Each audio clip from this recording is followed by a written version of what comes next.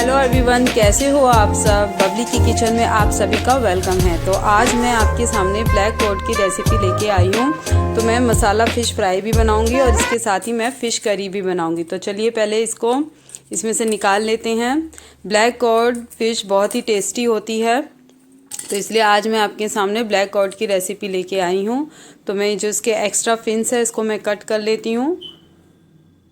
Be careful, हमारे जो knife हैं यहाँ पे बहुत ही शार्प हैं, तो इसको मैं यहाँ पे जो एक्स्ट्रा फिन्स है उसको मैं कट कर रही हूँ।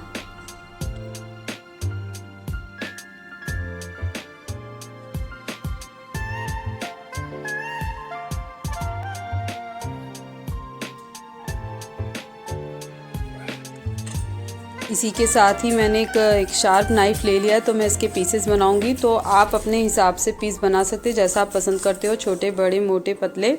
तो मैं यहाँ पे अपने हिसाब से पीस बना रही हूँ। और फ़िश बहुत डेलिकेट होती है, तो बड़े बी केयरफुल, पीसेस बहुत जल्दी इसमें टूट भी जाते हैं। तो आपको बड़े आराम से नाइफ़ को चलाना है और एक अच्छे पीसेस आपको बनाने हैं। तो मैं यहाँ पे सारे पीसेस ऐसे कट कर रही हूँ। तो यहाँ पे सारे फ़िश के जो पीस थे वो कट हो चुके हैं। तो चलिए अब इसे क्लीन करते हैं।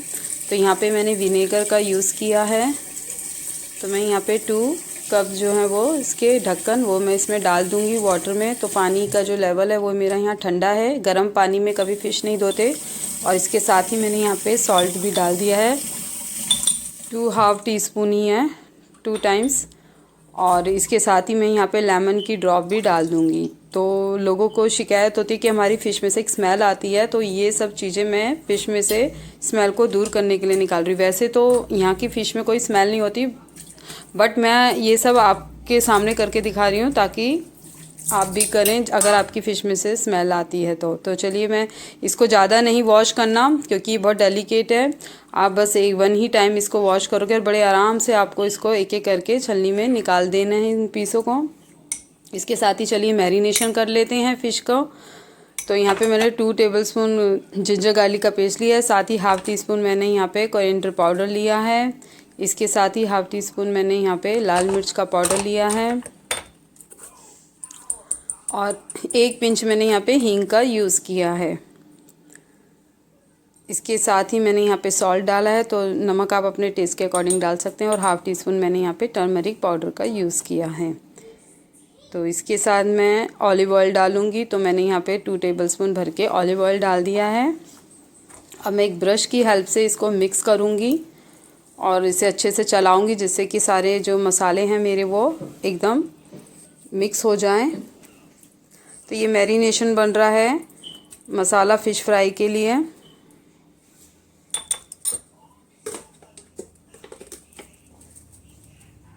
इसी के साथ ही मैंने 1-2 पिंच सिनेमन पाउडर का लिया है, वो भी मैंने इसमें ऐड कर दिया। इसको फिर से मैं मिक्स करूँगी ब्रश की हेल्प से। ये देखिए, ये हमारा जो मसाला था रेडी हो गया। अब मैं यहाँ पे फ़िश के जो पीसेस हैं उन पे अच्छे से लगा दूँगी ब्रश की हेल्प से, और बड़े धीरे धीरे आपको लगाना है। फ़िश बहुत ही डेलिकेट होती है इसके पीसेस, तो आप आराम से इसको ऊपर नीचे चारों तरफ से आपको लगाना है। तो मैंने यहाँ पे पलट दिया है, दोनों साइड से लगाऊंगी जिससे कि हमारी फ़िश जो है उसमें मसाला अच्छे से चला जाए। तो यहाँ मैरिनेशन जो है वो कम से कम आधे घंटे के लिए होगा। आधे घंटे में ये जो हमारी फ़िश में जो मसाला है वो अच्छे से अंदर एब्जॉर्ब हो जाएगा। तो हमारी जो फ़िश है वो एकदम फीकी नहीं लगेगी, उसमें थोड़े मसाले आ गए हैं। तो मैंने ब्रश की हेल्प से सारे पे लगा दिया है। ये देख सकते हो आप, अच्छे से हो गया हमारा जो मसाला रेडी किया था।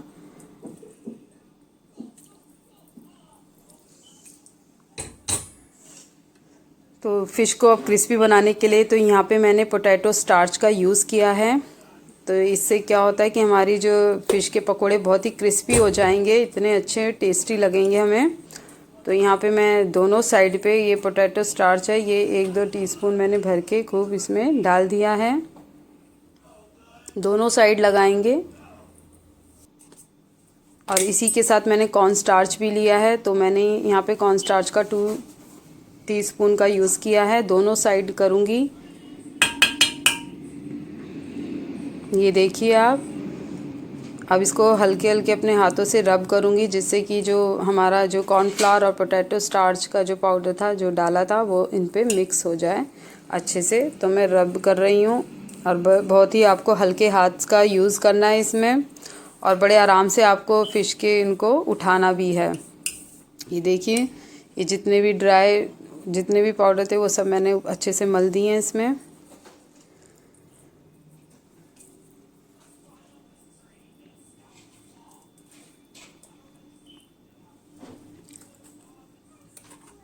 और इसी के साथ मैंने गेहूं का आटा लिया है, व्हीट फ्लावर, वो भी 2 टेबलस्पून लिया है।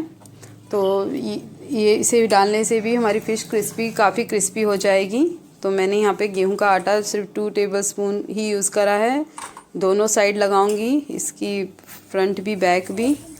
अब हमने एक पैन ले लिया है, तो यहाँ पे मैंने मस्टर्ड ऑयल का यूज़ किया है। तो मैं मस्टर्ड ऑयल डाला है, अब इसको चारों तरफ पैन में लग गया है और यहाँ पे मेरी फ्लेम बहुत हाई है।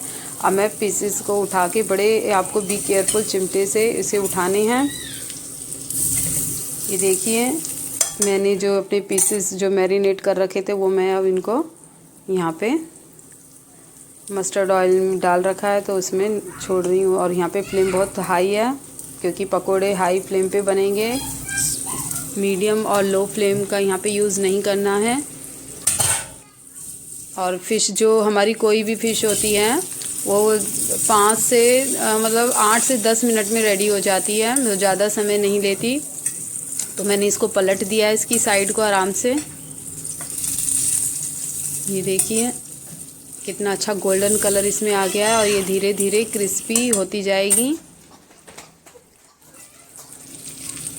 ये देखिए आप, कितना अच्छा कलर इसमें आ रहा है। तो ये हमारे पकोड़े बन रहे हैं यहाँ पे। मैं एकदम चिमटे से बहुत ही बी केयरफुल आपको उठाना है, क्योंकि कभी कभी तो फ़िश इतनी सॉफ्ट होती है कि वो टूट भी जाती है। तो आपको बी केयरफुल इसको उठाना है। तो दोनों साइड आपको सेकनी है। ये देखिए, आप देख सकते हो कैसे वो कुरमुरी होना स्टार्ट भी हो गई। तो चलिए अब हम किनवा सैलेड भी बना लेते हैं। तो यहाँ पे मैंने टोमेटो, अनियन, कुकुम्बर का यूज़ किया है और मैंने यहाँ पे किनवा जो था मेरा वो बॉईल हो रहा है। तो मैं यहाँ पे अनियन को कट कर रही हूँ और एक इसके बारीकी जैसे पीसेस होते हैं छोटे, उसको हम बना लेंगे, चॉप कर लेंगे अच्छे से। अब इसके साथ ही मैंने यहाँ पे कुकुम्बर ले लिया है, उसको भी मैं ऐसे ही चॉप कर रही हूँ। इसके साथ ही मैंने टोमेटो को भी कर लिया है। अब इनको अच्छे से मिलाऊंगी और इसमें तो स्पाइसेस मैं ऐड करूँगी। तो यहाँ पे पहले मैंने किनवा जो बॉईल हो चुका था मेरा,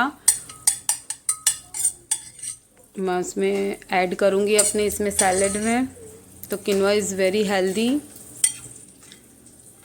ये देखिए, तो मैंने किनवा ऐड कर दिया। इसके साथ ही मैंने यहाँ पे सॉल्ट का यूज़ किया है। तो आप अपने टेस्ट के अकॉर्डिंग ही सॉल्ट डालना, जैसा आप खाते हो। और यहाँ पे मैंने ब्लैक पेपर भी डाल दिया है, कम से कम 1 टीस्पून। और साथ में मैंने लेमन जूस की ड्रॉप भी डाल दी है,